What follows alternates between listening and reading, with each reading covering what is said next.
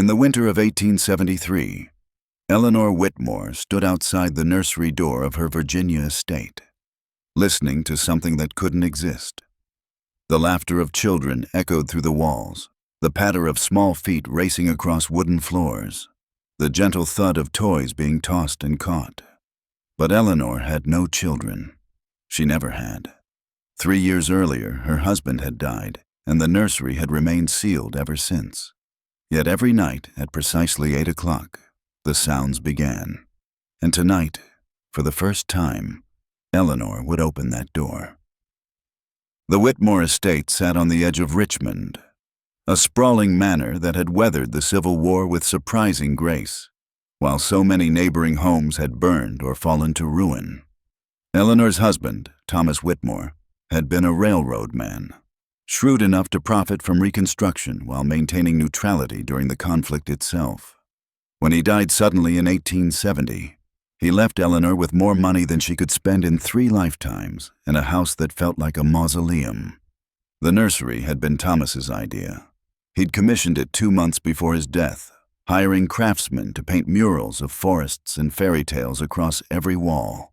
He'd ordered toys from Boston and New York, rocking horses carved from oak, porcelain dolls with glass eyes that seemed to follow movement across the room. Eleanor never understood his obsession with space. They'd been married for 15 years without children, and she'd long accepted that motherhood wasn't part of her destiny.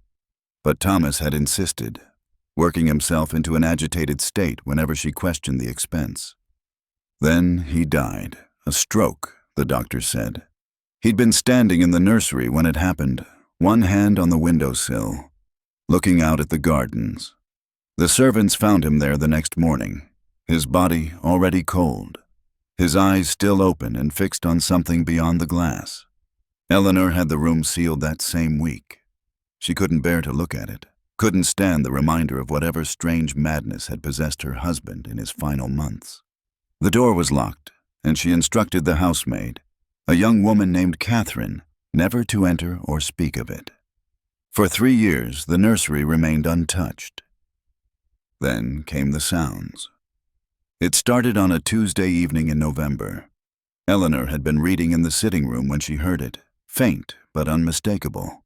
A child's giggle, high and bright, coming from the floor above. She dismissed it as wind in the rafters, an old house settling into the cold season. But the next night, she heard it again. And the night after that, always at 8 o'clock, always lasting exactly 1 hour, Catherine heard it too.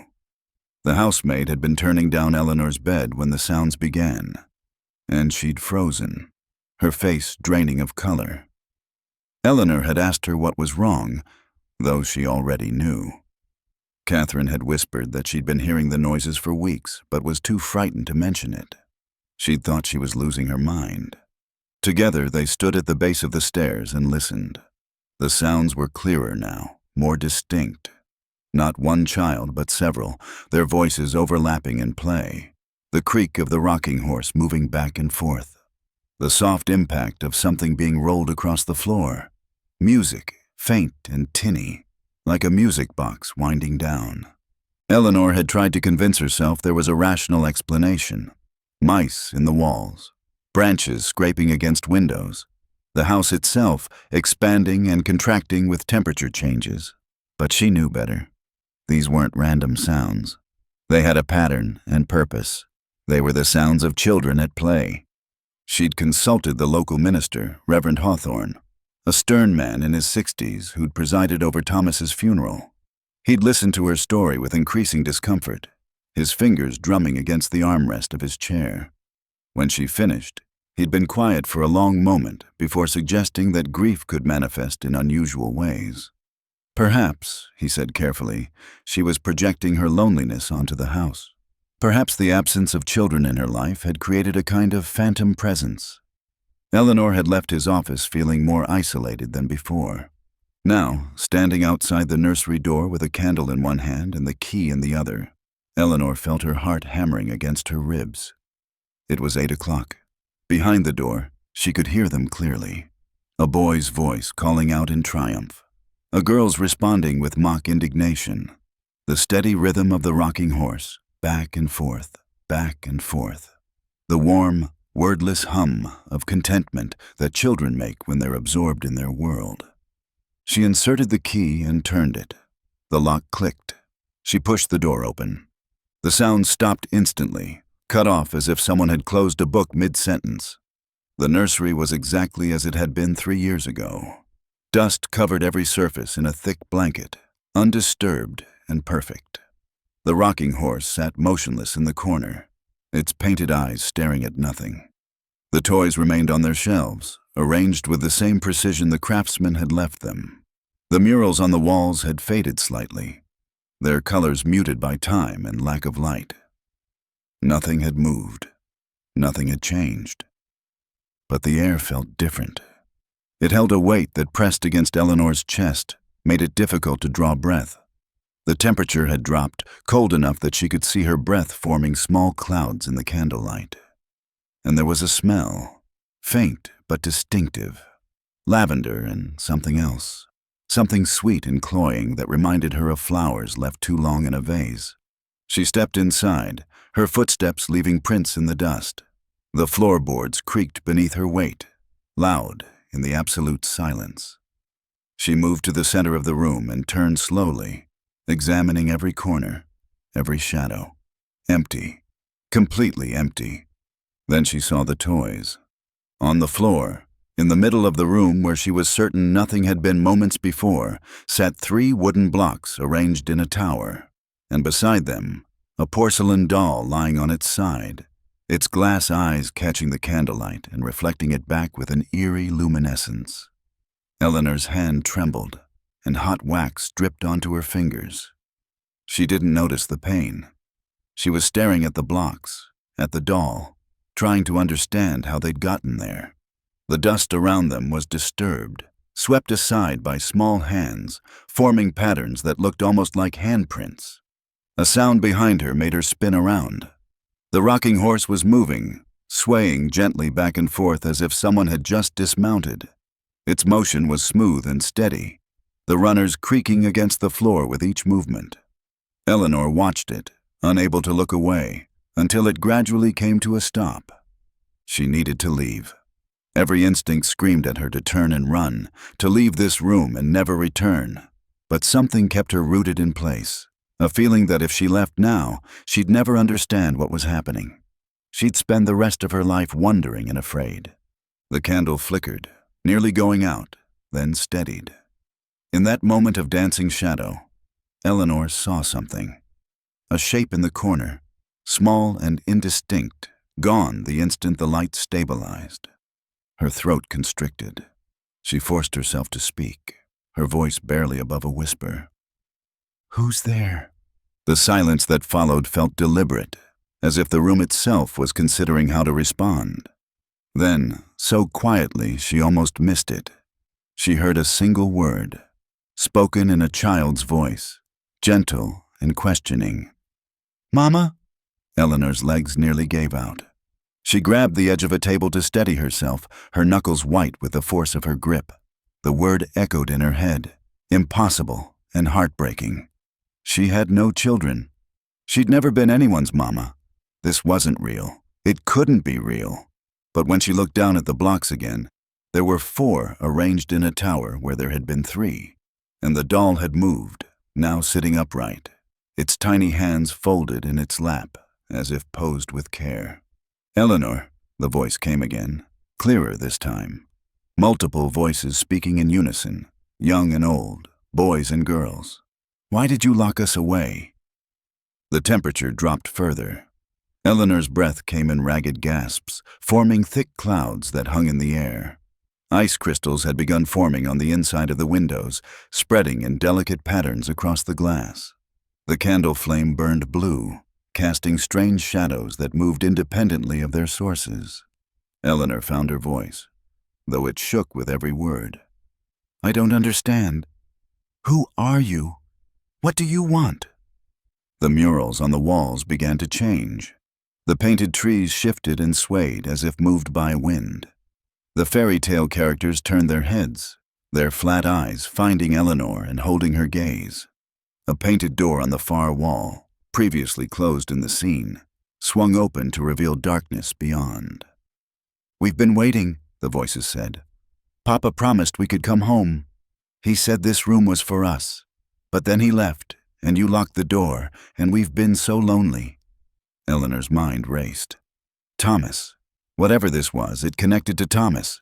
His obsession with the nursery, his final moments spent in this room, staring out that window. Had he seen something? Know something? Made some kind of terrible bargain without understanding the cost? Before she could process further, the shadows in the corners began to coalesce, taking shape. Small figures emerged, translucent and flickering like reflections on water. Children of various ages, their faces indistinct but their forms unmistakable. They moved with the jerky, enthusiastic energy of youth, reaching for toys, chasing each other in circles, playing as if they hadn't been trapped in this room for 3 years. Eleanor backed toward the door, her heart threatening to break through her chest. But the door swung shut before she could reach it, slamming with enough force to rattle the frame. The key, still in the lock on the other side, turned with a decisive click. "You can't leave yet," the voices said, and now there was something harder in their tone. Something ancient beneath the youthful timbre. "We need to show you something. We need you to understand." One of the figures approached her, a girl perhaps 7 or 8 years old. As she drew closer, her features became clearer. Eleanor could see the shape of her face, the curve of her smile, the way her hair fell in loose curls around her shoulders. The child reached out a translucent hand and pointed at the window. "Look," she said. "Look where Papa looked." Eleanor turned reluctantly, forcing her feet to carry her across the room. She pressed her face close to the glass, squinting past the ice crystals into the darkness beyond. At first, she saw only her own gardens, the bare trees and dormant flower beds illuminated by moonlight. Then her perspective shifted, and she saw something else. The gardens were full of children. Dozens of them, maybe hundreds, scattered across the grounds in groups and pairs. They were playing games, climbing trees, running through what should have been empty space. All of them translucent, all of them flickering between visibility and absence. And all of them, Eleanor realized with creeping horror, were looking up at the nursery window. Looking at her. "These are the lost ones," the girl beside her explained. "The ones who never got to grow up. The ones who died before they could become who they were meant to be. Papa could see them. He wanted to help them. He built this room so they'd have a place to rest, a place to remember what it felt like to be alive and safe and loved." Eleanor couldn't tear her eyes away from the scene below. So many children. Their faces held expressions of hope and longing, their small hands reaching upward as if beckoning her to join them. She thought of all the children who died in the war, from disease, from accidents, from the 1,000 casual cruelties of a world that didn't protect its most vulnerable. Was that what she was seeing? The collected grief of an entire generation, drawn to this place by whatever Thomas had done. "But he made a mistake," the girl continued. "He opened the door but didn't know how to close it. And when he realized what he'd done, when he understood that they wouldn't leave, that they'd keep coming forever, it was too much for him. His heart stopped right there where you're standing. And we've been trapped ever since, unable to leave, unable to move forward, caught between the world we lost and the rest we can't reach." Eleanor turned to face the girl, her fear beginning to transform into something else. Something that felt like understanding or perhaps responsibility. "What do you need from me?" The girl smiled, and in that expression, Eleanor saw decades of patient waiting. "We need you to finish what Papa started.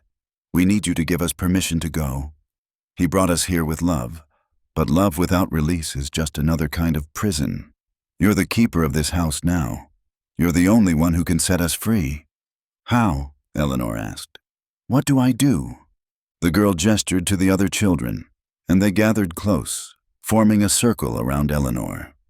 Their translucent hands reached out to touch her, and where they made contact, Eleanor felt a coldness that burned like fire. Images flooded her mind, memories that weren't hers. She saw the war through their eyes, saw homes burning and families torn apart. She felt their confusion and fear as they died, their desperate desire to return to moments of safety and innocence. She experienced their relief when Thomas had somehow called to them, offered them this room, this sanctuary, and she felt their frustration and sorrow as the years passed and they remained trapped, unable to move on, unable to let go. When the visions faded, Eleanor found herself on her knees, tears streaming down her face. She understood now. Thomas had created a way station for lost souls, but he'd forgotten the most important part. He'd never told them it was okay to leave. Eleanor stood on shaking legs and addressed the children, speaking clearly despite her fear. "You don't have to stay here. This house isn't your home. Your home is wherever you need to go next, whatever peace you're meant to find. Thomas wanted to help you, but I'm the one releasing you. Go, be free, be at peace." For a moment, nothing happened. The children stood frozen, their expressions uncertain. Then, one by one, they began to fade. Not disappearing, but transforming. Their translucent forms becoming light that rose toward the ceiling and passed through it as if the wood and plaster didn't exist. The light grew brighter, filling the room with a warm glow that chased away the cold. Eleanor heard laughter, genuine and joyful, as the children ascended. She heard voices calling out thanks, heard the sound of dozens of small feet running toward something she couldn't see. The girl was the last to go. She paused before Eleanor, her form already beginning to dissolve into light. "Thank you," she whispered. "Tell Papa we're okay now. Tell him he did help us in the end." Then she was gone, and Eleanor was alone in the nursery. The room felt different immediately. The oppressive weight had lifted, replaced by a kind of gentle emptiness. The ice on the windows melted rapidly, water streaming down the glass. The murals on the walls returned to their static painted state, the trees and characters frozen once more. The toys sat undisturbed on their shelves, and the dust remained thick and untouched except where Eleanor had walked. She moved to the door and found it unlocked. Catherine stood on the other side, her face pale and frightened. She'd been calling Eleanor's name, she said, pounding on the door, but it wouldn't open, and Eleanor wouldn't respond. It had been hours, nearly dawn. Eleanor looked back at the nursery one last time. In the growing light of morning, it looked like what it was, an empty room filled with unused toys and fading dreams. But she knew what it had been, what Thomas had tried to make it, a place of refuge for those who needed it most. She closed the door gently and left it unlocked. Over the following weeks, Eleanor made arrangements. She contacted the local orphanage and donated all the toys, the furniture, everything in the nursery. She watched as children, living children with solid hands and bright eyes, carried away the rocking horse, the dolls, the blocks. She saw how their faces lit up with genuine delight, and she felt a warmth in her chest that she hadn't experienced in years. The house stopped feeling like a mausoleum. It became just a house, large and quiet, but no longer haunted. Eleanor hired more staff, opened rooms that had been closed, let light and air flow through spaces that had grown stagnant. She began hosting dinners again, small gatherings of friends and acquaintances. Life, slowly and carefully, returned. She never heard the children in the nursery again. The sounds at 8 o'clock stopped completely, as if they'd never existed. Sometimes, late at night, Eleanor would stand outside the empty room and listen to the silence. She'd think about Thomas and his secret burden, about the children who'd found temporary shelter in his act of compassion, about the thin line between helping and trapping. And sometimes, when the moon was full and the house was very quiet, Eleanor would see lights in the garden, small, dancing lights that moved with the energy of play. She'd watch them from her window, and she'd smile, knowing they were just passing through now, no longer bound to this place, free to continue their journey to wherever souls at rest finally go. 6 months after that night, Eleanor received a letter from a lawyer in Philadelphia. It seemed Thomas had a sister she'd never known about, a woman named Margaret who'd spent her life working with orphaned children. The letter explained that Margaret had recently passed away, And in her will, she'd left detailed instructions about Thomas's final wish. He'd wanted the nursery to become something permanent, something that would help real children, not just the echoes of those who'd passed. Margaret had been saving money for years to establish a children's home in Richmond, and now that fund was ready to be activated. All it needed was someone to oversee the project, someone who understood what Thomas had been trying to do. The lawyer asked if Eleanor would be interested in the position. Eleanor sat in her sitting room, the letter trembling in her hands, and looked up at the ceiling toward where the nursery sat empty and waiting. Outside her window, a small light flickered once in the garden, then vanished into the darkness. She picked up her pen and began to write her response.